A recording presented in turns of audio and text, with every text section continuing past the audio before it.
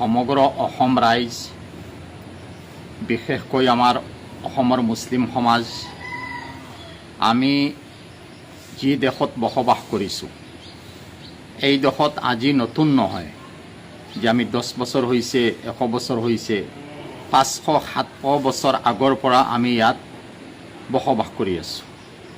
আৰু এইখন আজান আৰু শংকৰৰ দেশ।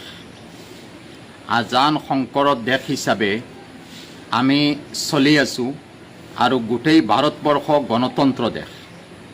এই দেশত আমি স্বাধীনতা সংগ্ৰাম কৰি, আমি মুছলমানসকলে, উলামাসকলে যি মেহনত কৰি, যি কুৰবানী আৰু বলিদান দি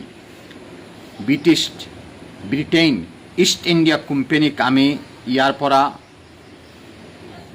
দূৰত ৰাখিছোঁ আৰু এখেতক আমি বিতাড়িত কৰিছোঁ। এই কুৰবানী আৰু মেহনতৰ বিনিময়ত আমি আজি ভাৰতবৰ্ষখন স্বাধীন কৰিব পাৰিছোঁ আৰু স্বাধীন ভাৰতৰ এখন অংগৰাজ্য হৈছে অসম।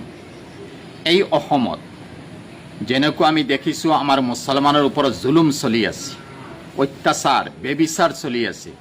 যি জুলুম আমাৰ ওপৰত চলি আছে, আমাৰ ঘৰ নাই, বাৰী নাই, আমাৰ খেত কৃষি, আমাৰ বিভিন্ন বাগান, এই বস্তুবোৰ ধ্বংস কৰি আছে।